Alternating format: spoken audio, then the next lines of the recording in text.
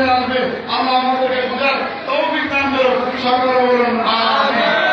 আমার কথা কি রাগ করছেন? আমি বললাম একটা হাদিসের দিলাম, কয়টা হাদিস এখানে আছে? আটটা। কয়টা? আটটা হাদিস সকলে শোনানো যাবে না। অনেক আলেমন আছেন, তাদের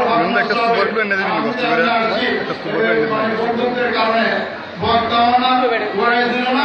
তবে দুটো মশলা বললাম, আপনারা কিন্তু অবশ্যই খেয়াল রাখবেন। আর এই কথা কুলদিকে বহতরণ করে আমি মহিউদ্দিন রফি লাস্ট হলো আপনাদের এখানে আসবেন ইনশাআল্লাহ।